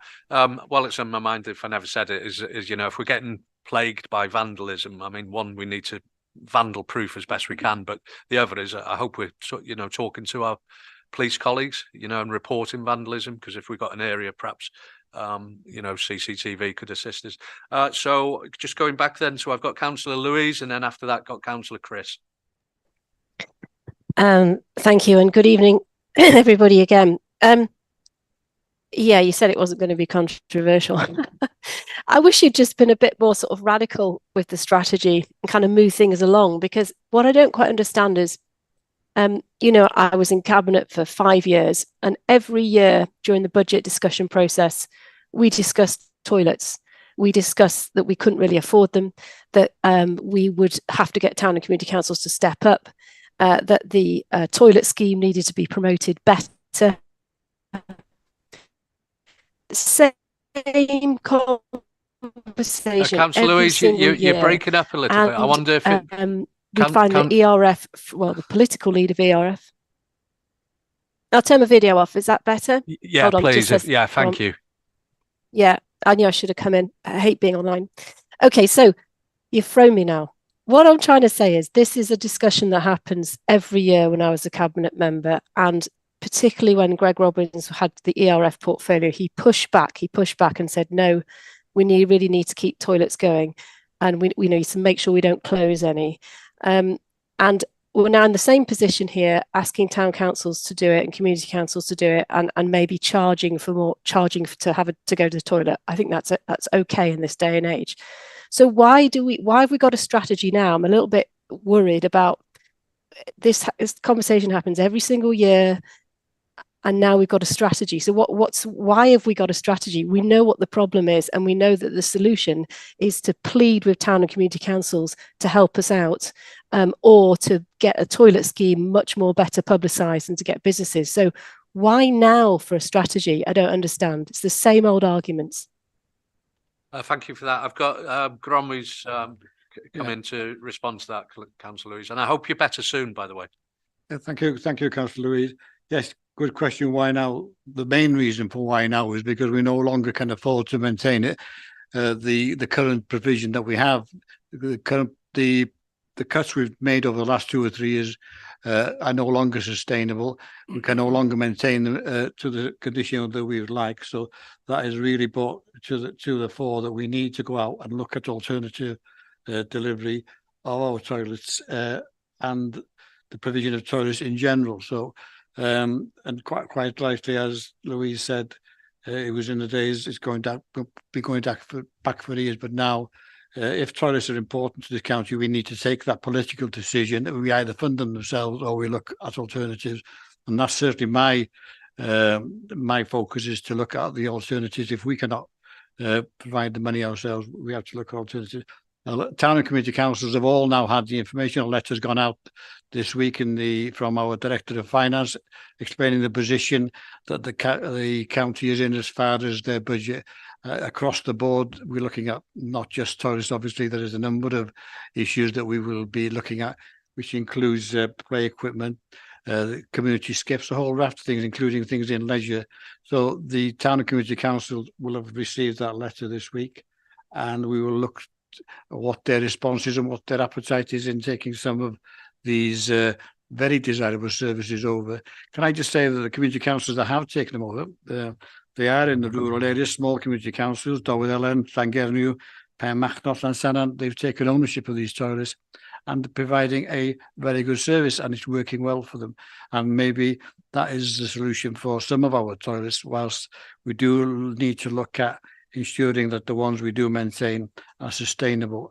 We're charging 50p now to go into a toilet. We're looking at the ways of collecting that money. The long-term vision is to do away with coin-operated toilets, because they do provide pose a risk to the people collecting that money and the like. But that is something that we're looking forward to doing. There is the opportunity possibly to look if residents want to buy a card, because some say we can't do it without using coins. Well, we've looked into that, and that might be an option that residents can purchase a card from the authority and use that means to access the pay-as-you-go toilets. But it is a strategic and quite a fundamental review of the toilet provision that we're looking at now. Okay, from what I read, it gives the service a platform to move forward, perhaps more hastily, but if adopted. I've got Councillor Chris online. Okay, can I just come back? Can I just come back? Yeah, go on. Or not? Just quickly, thanks, Grommy, for that. I will support the strategy, but it is obviously a political decision. So, to speak to your Labour colleagues, because they said they would provide more toilets in their manifesto. So they've got it sussed. Over to you, Chris. Thank you for that, Louise. If I knew that was coming, I might not have let you in. Anyway, yeah, okay. So Councillor Chris Hughes online, and Chris, don't respond to it. No. Over to you. All I was going to say, Chair, is that I think it was 3-4 years ago when a request was made, the Bay of Colwyn Town Council actually looked into it, and at the time we had 5 blocks of toilets within the Bay of Colwyn Town Council area. I know there are currently only 3 operational, with 2 have closed down, but it was going to cost the town council, with insurances and cost of staff to maintain them and everything else, it was going to cost in excess of 125,000, which was 30% increase in our precept. Even now with just 3, with the increased costs, you're probably looking 25% increase in precept. It simply isn't going to happen, and it's unrealistic. Jim, can I just come in on that? Now, we appreciate that some authorities may think that's too much of an ask of the ratepayers, but we are looking at an alternative scheme, which is sponsorship. Yeah, I was going to just mention that sponsorship basically, if I'm right, would take away insurance worries, the employing staff to clean. So basically, Colwyn Bay, if I use that as an example, town council could put its badge above the door by sponsoring it, but Conway County would deliver the service to it, cleaning, insurance, etc. That's the feedback I got a few years ago about the concerns of doing that, and I'm really pleased that the department's listened and said, yeah, we could do sponsorship. So I've got Tom, Bernice, and Paul. So I'm going to go to Councillor Tom. That's great, Chair. Thank you. Sorry, I do have a couple of points. So again, I'll keep to the format of asking, allow the answer, and then come back if that's okay with you, Chair. That's great. Just a really quick one. Sorry, Gronway, you touched on this and I missed it. Am I right in thinking that the toilets where you do have to pay for them, do they take contactless payments or card payments, or do we not facilitate that? That's the aim of this, is to provide whatever the word is, contactless means of accessing the toilets. But because of security issues over accessing people's personal information, we've got over that. I think now we've identified a new provider of the service so that we can use contactless cards, not just in our toilets, but also in our car parking machines and then any other facilities that we seek payment from. As I said, there's been this issue around confidentiality of people's information, and so that's what we aim to do is deliver a completely coinless means of access. Okay, that's great. Thanks, Chair. And I'm glad we're making those steps towards that because, in my view, I personally very rarely carry cash. And I think a lot of residents would be in the same boat as me, and a lot of visitors probably would be as well. So I think if we are charging, we're probably missing out on a whole load of usage and revenue there if we're not facilitating that. But I'm grateful that there is some work going. Just moving on to the report. Please, someone pointed out if I've missed it, but I'm struggling to see where the financial shortfall is. We're all talking about budget cuts and the pressures of the service, which I get. But in the report, I'm struggling to see where it says the toilets cost us X, we need it to cost us Y. And without that, I'm struggling to see how we can determine whether the strategy is a success or not. If we're looking to offload facilities, fine, but we need to have a target to say how many facilities, or is this strategy just saying let's offload all of them, and the ones that we can't get someone to take over, we're just going to close? So I'm a little concerned with the strategy with that lack of a financial and facility target. The aim of the strategy is to make sure that we can deliver a sustainable toilet provision, whether it be through our means, through the county, or through Geraint's indicated to just come in at that at the moment. I get what you're saying, Graham. If we can bring Geraint in. Thank you, Councillor Tom. In terms of the budget, the strategy isn't at a budget level at this point in time. I think the strategy for me, the aim of the strategy is that it gives us, assuming that you're kind enough to recommend adoption of the BC strategy this evening, it gives us then the opportunity to collaborate with stakeholders to allow facilities to remain open where they might otherwise be closed, and that will take into account any change in budget because we know we're in that budget process time of year, and so we'll be able to do that. But I think at this point in time, the strategy is about maintaining facilities, keeping them open where we can through collaboration with any stakeholder that we're able to work with. Thank you, and yeah, thanks for that answer there, Geraint. I am still just a little. I get that the strategy is about keeping facilities open, but if we don't start off with some sort of matrix or some sort of understanding of which ones we're saying, right, we're definitely keeping these ones open, these ones we need to meet with the stakeholder to try and find a way forward, or these ones there is absolutely no chance that we can financially keep going with that. How do we not start a precedent then, just saying, okay, we're just going to slowly over the coming years just continually offload facilities to stakeholders, which I'm not, entirely opposed to working with stakeholders to keep facilities open. I just think if we're going to start on this path, we need to have a target in place to say we want to get to this level, not just that we're going to continually year on year, and that this facility is going to become a way for the council to meet its financial targets by continually offloading these types of facilities. I'm concerned by the lack of the end target there. Although I get and appreciate what the strategy is trying to do, I'm struggling to see how we can scrutinize that and see that going forward without that real clear, we want to get to point X, not just sort of a never-ending end point. If you see what I mean, I'm scared of mission creep there, basically. Yeah, I understand your concerns.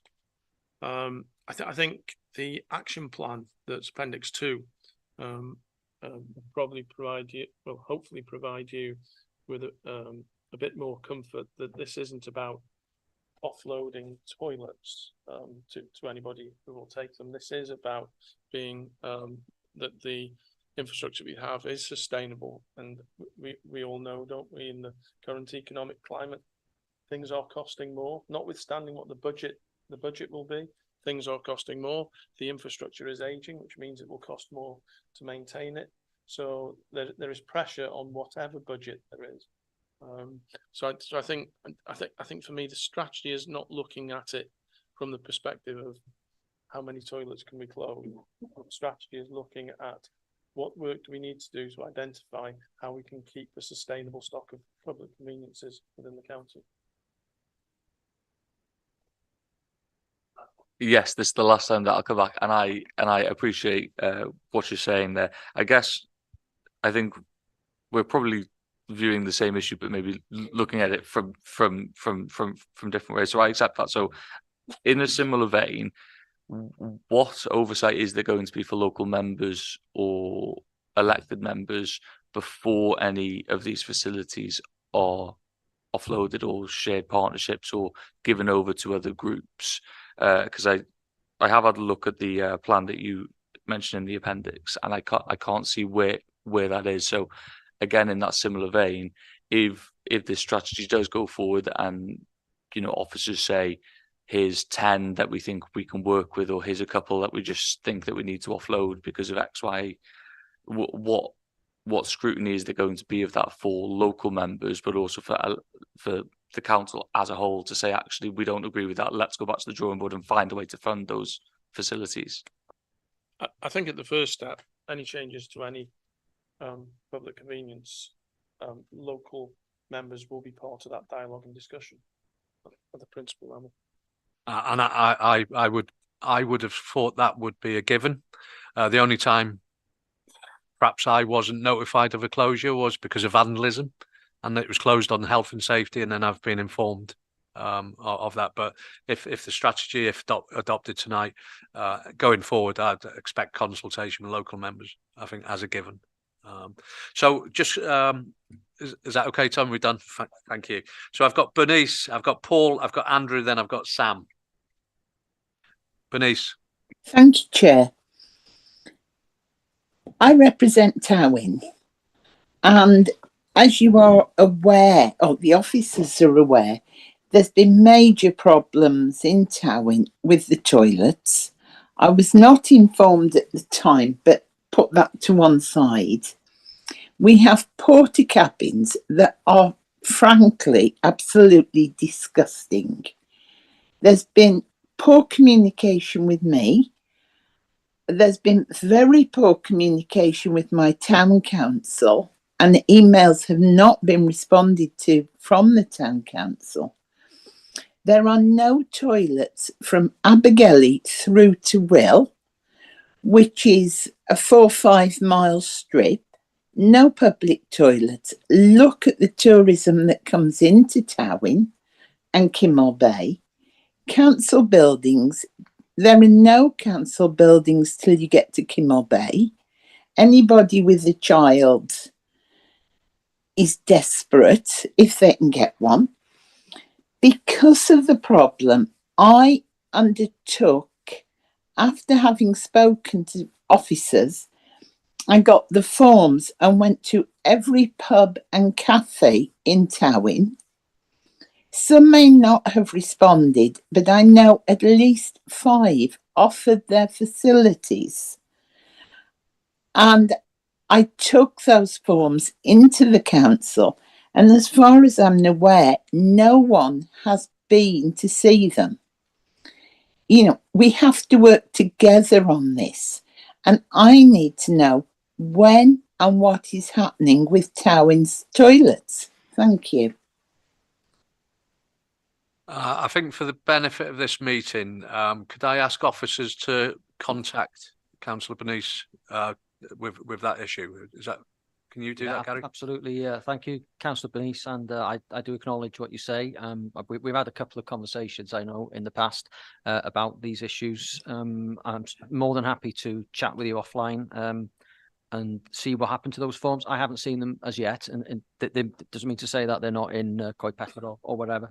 I can certainly look into that and give you an update on the condition of these portaloos as well, which I know it's not really they're not the nicest of things. They are a short-term fit at the moment until we decide what is going to happen with the building. As you know, it's got structural problems. We can't open it in a safe manner as it stands. We've done quite a bit of investigation with engineers to see what we can and can't do. And as a consequence of that, I met with Councillor Nigel some time ago where we talked about another option. and that's the one we've pursued through a business case recently. So, Councillor Bernice, Gary will get in touch with you. Sorry. Yeah, go Can ahead. I Go on. come back? It's not just me. It would also be helpful if you communicated with the town clerk, please, as sure. well as myself. Yeah, will Thank do. you. You're welcome. Okay, you're getting that acknowledgement there, Councillor Bernice. Councillor Paul. Thanks, Chair, and I'm not a member of this committee, so thank you for giving me the opportunity to speak. I think at the beginning, I need to acknowledge and take responsibility for part of the problem, because like other councillors who voted for cuts and savings in the ARF budget, that has sort of facilitated us to be here today, really, because we've made it more difficult to maintain a public toilet network. And I suspect we'll be asked to make a similar decision this March, February, March, which will make it even more problematic. So, in a friendly way, back to Louise, if Louise, when she was in the cabinet, had overruled Greg Robbins pushing back, we might not be quite where we are here. Because obviously that question is constantly asked now, or I've been involved in lots of discussions exactly like Councillor Louise was historically. My point today really is, I do think with goodwill and monies from community and town councils, we can maintain a public toilet network. And my experience, I'm not disagreeing with Bernice's experience, but my experience with Gary, Geraint and Gromway in terms of Abergele Town Council is we have spent hours and hours on this, site visits, they've come to the town council, we've talked things through to try and find a way where we can maintain our 3 public toilets. And those discussions are ongoing. And I think this strategy, it sort of further enables that for other town and community councils. Now, Gromway makes a good point. The 4 that are taken over are by rural community councils. And I would have been almost arguing we need to be protective of rural community councils because their precept doesn't raise much money. Whereas like Abergele Town Council, we raised our precept by 8.7% last year. We have very significant reserves, much higher reserves than I'd like as a town council. I think they're running at something like 31%. You imagine if we as Conway Council had 31% reserves, we'd be very happy. So I think there is a way, and negotiations need to continue, but I think there is a way with goodwill and explanation of all the issues, we can continue to maintain a public network. And I think some of the points that Tom made are relevant and they can be part of working through this strategy going forward. So I do hope, though I'm not a member of the committee today, that it's fully supported. Thank you for them comments, Paul. And tongue in cheek, I thought that when I said I don't think this will be too controversial, tongue in cheek is exactly what you're saying there, is what when I went through this report, is what I saw. So thank you very much. So I've got Councillor Andrew online, I've got Councillor Sam online, and Councillor Sean. They're in that order. So if I go to Councillor Andrew Wood. Thank you, Chair. Thank you for giving us position to speak. I'm not a member of this committee. Paul's just sort of gone through exactly what I was going to say. But I will say that Chris Hughes is right. The actual cost when you actually analyse it to run a set of toilets is prohibitively too expensive for most town and county councils. So I think we've approached this, and as Paul says, we as a town council, we are working forwards as quick as we can. And I think that basically the strategic report where, as Paul says, Councillor Paul, that there is a shared responsibility where the onerous things or the insurances and things like that can be shared between town and community council, and the county council will be accepted. I know there's a move to go that way now. I'll thank Chris for bringing the cost of it up, Councillor Hughes. They are very expensive. You factor in refurbishments and vandalism. And Chair, I'd like to say thank you to you. You were right. These toilets, all toilets in Conway, need to be as anti-vandal as possible. Gary knows, and I know that we've looked at in Pensarn, and they're very much the same things that cause it to be closed. The same similar vandalism recurs. So we really need to make them as vandal-proof as possible, so they're open as much as possible. And I'd just like to put on record a great thank you to ERF, but especially Gary for all he's done for Abigail, and I'm sure we'll get there in the end. But definitely cooperation, shared responsibility. Thank you. Yeah, thank you for that, Councillor Andrew. Yeah, I'll go to Councillor Sam online, then got Councillor Sean, and then Councillor Simon, who's just come in. Okay, thank you, Chair.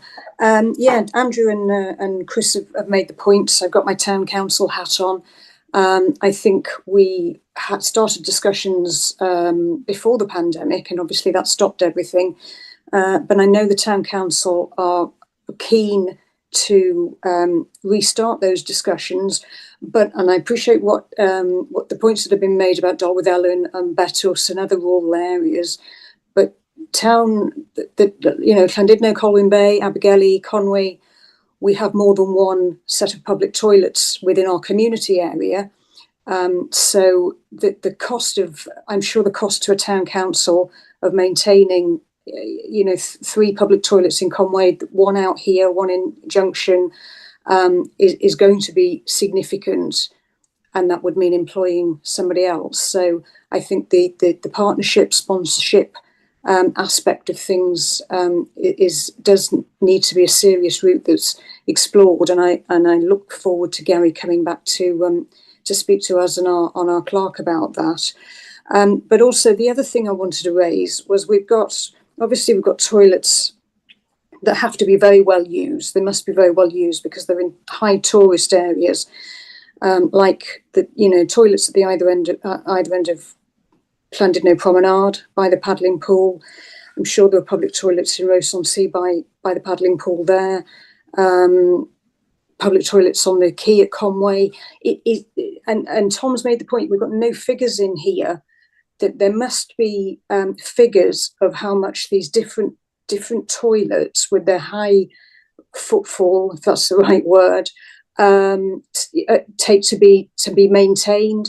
And I noticed there was something in there about monitoring footfall. I think that's an important point, really, because if we're going to be talking about in the future contactless or generating income from them, we need to have those figures available to see which the toilets that are going to generate the most money and how much more maintenance or cleaning or whatever they are going to need because of the high usage, again, if that's the right term. But yeah, I just wanted to make those points. Thank you. Okay, I'm getting nods of acknowledgement, Councillor Sam, from the officers. Councillor Sean online. Thank you, Chair, for letting me speak, because I'm not on the committee either. But I think I just wanted a quick word. Sam has said a lot of what I was going to say, actually. But Conway's my ward, and we've got 3 toilets. One has been closed down a while. One is broken more recently. I've spoke to with Gary, but there's no budget to repair it. And the other one is tied up with the Civic Hall. And if that one goes, we haven't got any. So considering it's a World Heritage Site, and, for the Conway Half Marathon, we had over 3,000 people in Conway, all asking, where can we go to the toilet? And I didn't know what to tell them, to be honest, because there wasn't anywhere. And the library obviously would be, the cafe was shut was open at the library, but they don't sort of encourage you to use the toilets unless you actually use their facilities. So that makes it awkward.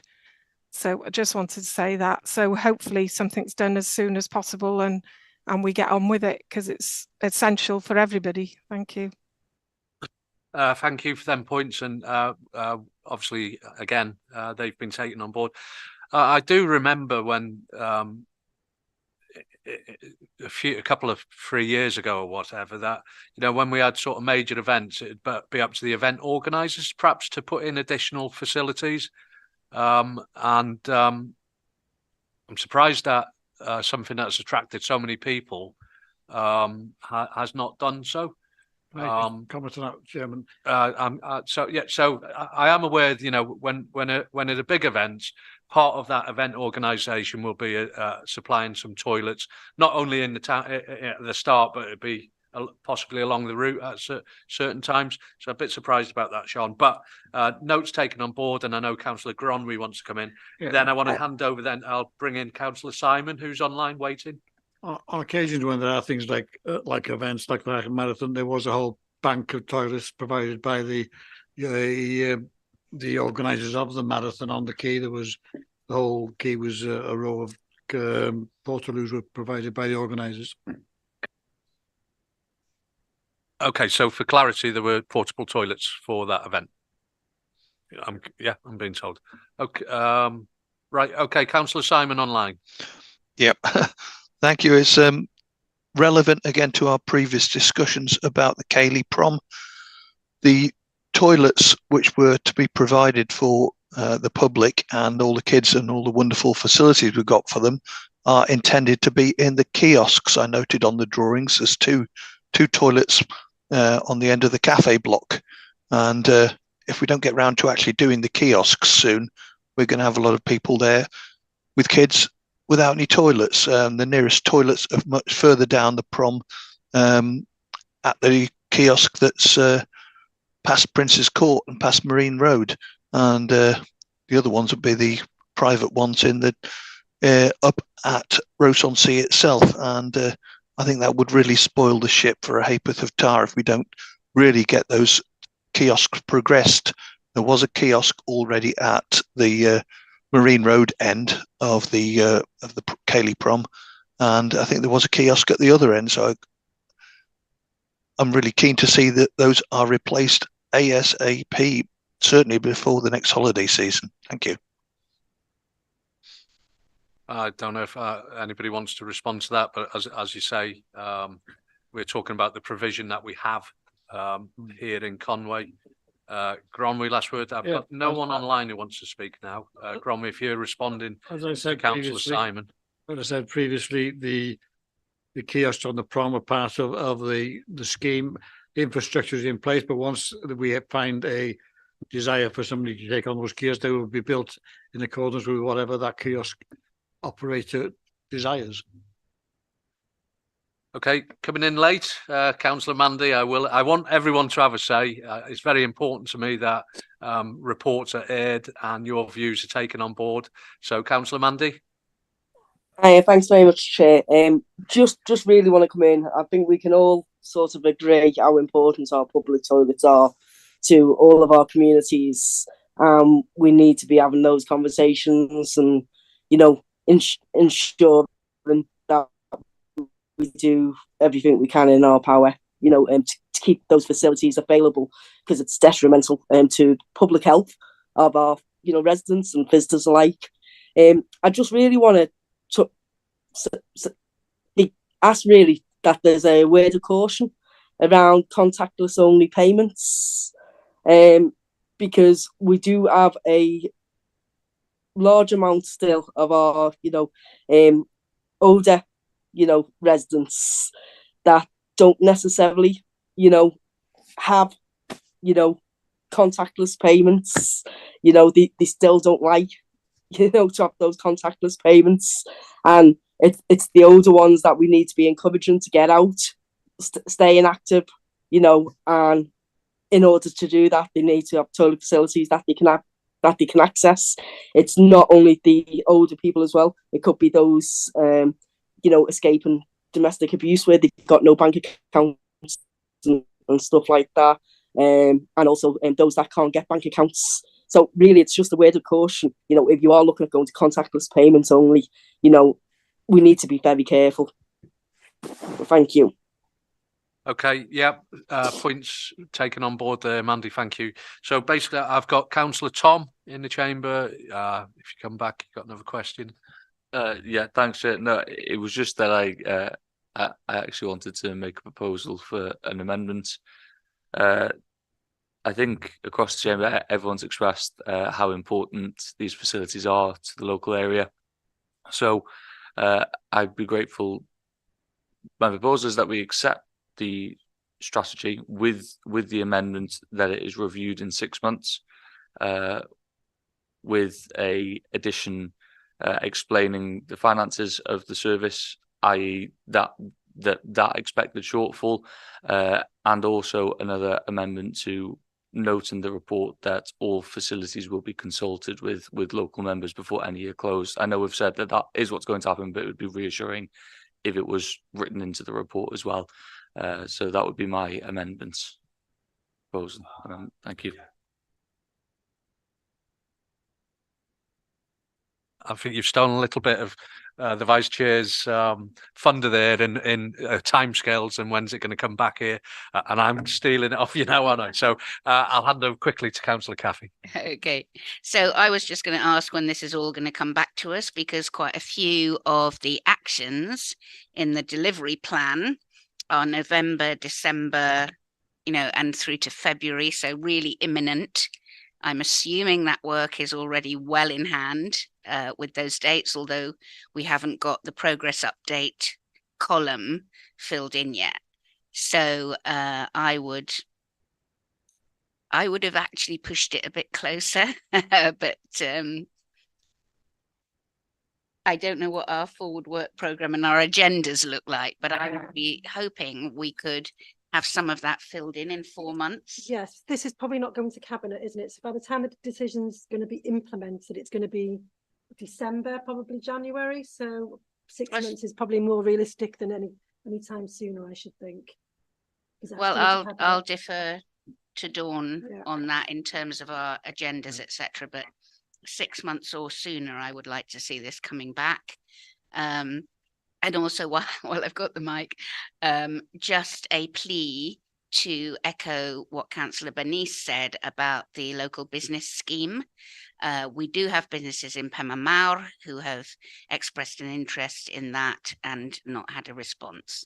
So if we could pick that up, that would be fabulous. Thank you. I'm going to look to Councillor Gronwy Edwards here. I thought, is this going to cabinet? This strategy is going to cabinet. It is going to cabinet. And the other thing is that to bring it back before we actually know what the budget provision is for this coming year, the strategy will be built around that the budget ask, won't it? Okay, so yeah, so basically, I've got nobody else with hands up, so if I've got this right, recommendations on page 116, including Councillor Thompson and seconded by Councillor Caffey. So 2.1 is that Economy and Place Overview and Scrutiny Committee scrutinises the local toilet strategy, which I think is fair to say that we've done that tonight, and makes recommendations to Cabinet. Then you've got recommendation 2.2, subject to the consideration of overview Scrutiny Committee's recommendation, Cabinet adopt the local toilet strategy, which has been agreed by Councillor Tom, with the addition of, if Dawn could remind us. So Councillor Tom's amendment is to accept the strategy and it's reviewed in 6 months to include some financial details and the expected shortfall, and that consultation is undertaken with all local members for their individual facilities. Okay, so I've had that proposed by Councillor Tom. I have it seconded by Councillor Caffey. Can I put that to the committee? All those in favour?